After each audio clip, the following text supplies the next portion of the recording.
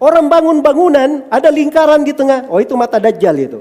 Mata Dajjal dia hitung dari mana, kamu melihatnya di sudut mana melihatnya. Ini menyibukkan manusia dengan hal yang tidak ada apa? Tidak ada faedah dan manfaatnya. Masuk main klaim lagi. Akhirnya sibuk urusan menghantam pemerintah. Bukan cuma pemerintah Indonesia saja. Pemerintah di luar negeri juga disikat. Habis pemerintah Saudi Arabia, pemerintah Kuwait. Sekarang ada sebagian orang ya di masa ini. Sebagian contoh-contoh ya dari ustadz-ustadz akhir zaman ini. Bagaimana bentuk mereka menghukumi sesuatu. Dia katakan ini hadits Nabi berucap seperti ini. Ini tanda hari kiamat seperti ini. Kadang disebutkan juga oleh sebagian manusia di masa ini. Tapi mereka tidak mengerti fikih dari ucapan Ibnu Abbas ini. Katanya diriwayatkan oleh Ibnu Jarir At-Tabari rahimahullahu taala dalam tafsirnya, dan sebelumnya diriwayatkan oleh Abdul Razzaq di dalam tafsir beliau, dan datang juga di Mustadrak Al-Hakim dari jalur Abdullah bin Abi Mulaika. Meriwayatkan dari Ibnu Abbas radhiyallahu taala. Kata Ibnu Abbas, "Lam anamil bariha." Tadi malam saya tidak bisa tidur. Kenapa? Ibnu Abbas bercerita, qalu orang-orang berkata, sudah tampak bintang dudzanab, bintang yang memiliki ekor. Maka saya menyangka bahwa ad-dukhan qad taraq. Itu bahasanya menyangka bahwa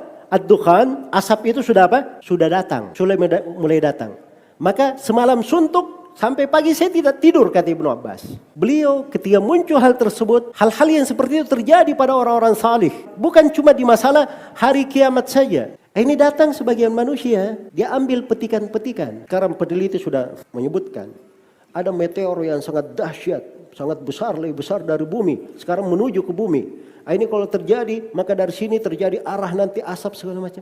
Analisa tidak ada gunanya. Jelas ya? Untuk apa dipahami seperti itu? Tunggu saja kalau sudah ada asap di langit, itu sudah terjadi. Kalau dia ingin takut mengingat Allah, baca surah Ad-Dukhan tiap hari. Kamu baca Al-Quran, itu baru benar. Ini dengar penelitiannya dari lembaga ini, penelitian lembaga ini, dan kadang kebanyakan dari mereka orang-orang kafir. Ini kita mau bahas lagi sama mereka. Kalian itu cara menerima berita dari mana sumbernya? Kita itu menerima berita ada dasarnya. Sumber pemberitaan itu tidak boleh diterima kecuali dari orang yang terpercaya. Dan dari syarat orang terpercaya dia adalah seorang muslim. Ini sudah melanggar berbagai ketentuan gara-gara terlalu berambisi menafsirkan kejadian-kejadian apa? Akhir zaman. Yang aneh, bing ajaibnya lagi, kejadian asap-asap yang berada di mana? Di Sumatera, di Kalimantan. Itu sudah tanda. Sampai ada yang meramalkan besok Ramadan ini, hati-hati antum ya. Ramadan tahun depan katanya. Itu dikhawatirkan. Itu sudah keluar dukhan itu. Ini orang-orang tidak ada fikihnya. Kalau dia baca hadits Ibnu Abbas itu tadi, asar Ibnu Abbas itu melihat sesuatu di langit. Karena asap itu tanda hari kiamat terkait dengan langit, tidak ada hubungannya dengan bumi. Mau terbakar hutan di mana-mana, tidak ada kaitannya dengan itu. Karena di dalam Al-Quran memang dikatakan, yauma ta'tis sama'u bidukhanin mubin. Hari tatkala langit mendatangkan asap yang sangat dahsyat. Dikatakan langit yang mendatangkan, bukan bumi, bukan kebakaran hutan. Dipastikan itu. Mendudukkan nas-nas, kejadian-kejadian kalau didudukkan dengan kejadian, boleh saja. Tapi ada ketentuannya. Ada makna yang diinginkan di belakang itu. Jangan menipu orang. Oh saya pengen mengingatkan manusia dengan hari kiamat. Baik, kita berbaik sangka. Kamu ingin kebaikan, mengingatkan orang. Tapi ada hal yang tidak masuk akal. Tanda-tanda hari kiamat dipakai untuk menghantam pemerintah, dipakai untuk menyikat orang tertentu. Tanda-tanda hari kiamat juga dipakai untuk apa? Untuk kepentingan pribadi. Ini juga saya baru tahu juga ini. Jadi yang biasa cerita-cerita akhir zaman ini ternyata dia punya program rahasia. Terlalu banyak cerita tentang akhir zaman ini, makanya banyak orang yang mulai katanya minta supaya dibangunkan kampung akhir zaman. Nah, jadi proyek akhirnya kampung akhir zaman. Sudah ada sebuah tanah di Garut 1900 meter persegi mau dibuat kampung kurma akhir zaman katanya. Tapi hanya terbatas 50 peminat saja.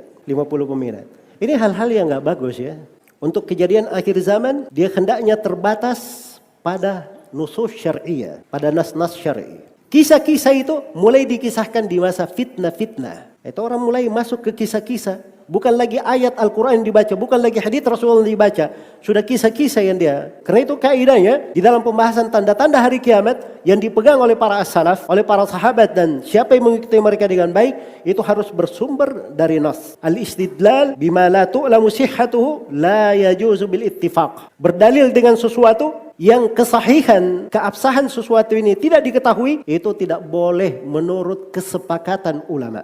Fainahu qaulun bila ilm. Karena itu ucapan tanpa ilmu namanya. Wa huwa haramun bil kitabi was sunnati wal ijma'. Dan kata Syekhul Islam, dia adalah haram berdasarkan dalil dari Al-Quran, dari sunnah dan dari apa? Kesepakatan ulama. Dan tidak boleh berdalilkan dengan hadits lemah di pembahasan ini. Sebab ini pembahasan gaib, pembahasan akidah. Misalnya ada yang berkata ketika dukhan itu keluar, dukhan itu asap itu 40 hari 40 malam. Tanya, dalilnya apa? Mana nasnya? Dalam Al-Quran tidak disebut waktu. Kalau ada hadits, bawakan haditsnya. Kalau Imam Mahdi keluar, muncul, yang pertama kali diperangi bukan Amerika, bukan Rusia. Yang pertama kali diperangi bangsa Arab katanya. Aneh bin ajaib, subhanallah. Saya demi Allah kaget sekali dengar saya. Anehnya dia baca hadits di Sahih Muslim. Kitabul Fitan. Innakum satagzauna jaziratul Arab. Sungguhnya kalian akan memerangi jaziratul Arab. Thumma satagzuna Rum. Kemudian kalian akan perangi nanti bangsa Romawi. Dia kasih deretan, urutan. Dia pikirnya jaziratul Arab, ya sekarang ini. Dia ini tidak mengerti bahwa ini hadits kata para ulama, ini sudah terjadi. Ini kejadiannya Nabi SAW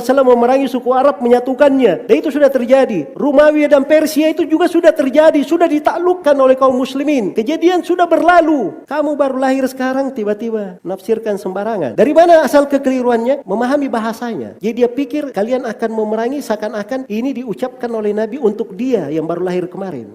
Nah, ini ustadz-ustadz akhir zaman ini miskin di dalam bekal ilmu hadits. Baca haditsnya saja tidak tahu dari negeri anta beranta mana dia ditemukan. Kadang dia ambil dari sumber buku. Buku ini bukan rujukan di pembahasan takhrij. Ada yang menafsirkan hadits-hadits tentang memerangi orang-orang yang kecil matanya, pesek hidungnya, mukanya agak lebar. Terus dia tafsirkan. Sudah tahu kan siapa orangnya?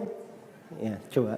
Dan ini dari kejahilannya, kenapa? Dia cuma baca satu riwayat. Coba dia baca riwayat-riwayat yang lain. Di Sahih Muslim saya, di Sahih Muslim itu diterangkan bahwa mereka adalah At-Turk. Orang-orang Turk, kan Turki ya. Orang-orang Turk, tahu Turk. Turki itu sudah terjadi dulu di masa Nabi. Mereka diperangi itu sudah terjadi. Itu kejadian sudah lewat. Ini dianggap kejadian baru akan terjadi. Karena dia tidak paham. Dia tidak baca keterangan-keterangan para ulama terkait dengan apa? Terkait dengan hadits tersebut. Yaktatilu inda kanzikum thalath. Akan berperang. Kanzikum, dia artikan di sini apa? Akan saling gaduh, akan saling ribut, akan saling bercangga, akan saling bertengkar, jatuh menjatuhkan, mungkin mengarah kepada perang. 3 orang putra khalifah, putra raja. Ketika seorang raja, pemimpin Mekah dan Madinah meninggal. Kemudian dia katakan, la yasiru ila wahidin minhum. Tidak satu pun dari mereka bertiga yang benar-benar memimpin Mekah dan Madinah. Ini hadits ya. Sekarang apa yang dia pahami dari hadits ini? Dari tanda akhir zaman. Dia sudah klaim dulu, akan ada raja Arab yang meninggal. Ada 3 putranya nanti berperang di mana? Di Ka'bah. Dia berperang di situ. Tapi 3 putra mahkota ini tidak ada seorang pun yang menjadi khalifah, menjadi pemimpin. Sekarang kita lihat ini cerita orang ini supaya kita bisa paham bagaimana sebagian manusia ya lancang ya di dalam memaknai hadits-hadits Rasulullah sallallahu alaihi wasallam. Dia cerita bahwa Raja Abdullah diponis sakit apa dan seterusnya. Yang kesimpulannya bahwa kalau Raja Abdullah meninggal ini itu ada 3 putra mahkota yang mungkin akan berperang. Raja Salman, masih Amir waktu itu ya, Amir Salman, terus Tolal dan Mukrin. Kenyataan sudah mendustakannya, Raja Salman menjadi raja. Kan begitu. Terus dia mendusta bagaimana lagi? Menafsirkan hadits-hadits Rasulullah sallallahu alaihi wasallam. Di ustadz akhir zaman yang lainnya, dia rubah pembahasan. Nanti raja terakhir maksudnya Raja Salman. Berubah tadinya Raja Abdullah sekarang menjadi raja siapa? Raja Salman. Raja Salman ada 3 lagi putra mahkota. Dihitung-hitungan. Dan di sini ada dustanya lagi. Ini kalau diketahui oleh kedutaan Saudi ini, nggak tahu ini orang dimasukkan di mahkamah internasional mungkin. Tuduhan-tuduhan keji, naudzubillah. Sampai dia katakan putra mahkota Saudi yang Mukrin bin Abdul Aziz itu katanya dibunuh kecelakaan pesawat untuk sengaja supaya tidak menjadi putra mahkota.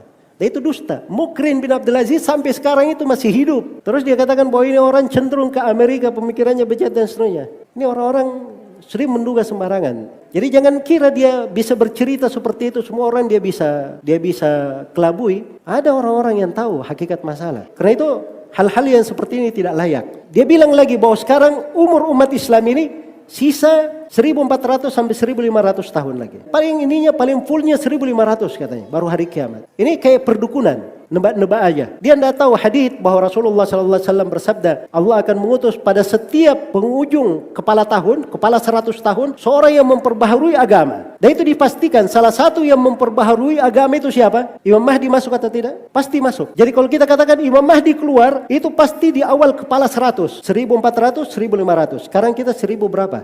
Kalau Imam Mahdinya keluar, itu kan disebutkan lagi umurnya berapa lama dia. Kemudian ketika Nabi Isa keluar disebutkan berapa lama. Dajjal keluar disebut berapa lama. Dan ini sudah terjadi sebelumnya ya, ketika Taliban berkuasa. Ada yang pernah dongeng-dongeng seperti itu juga meramal. Ini Imam Mahdi sebentar lagi keluar ini. Ya.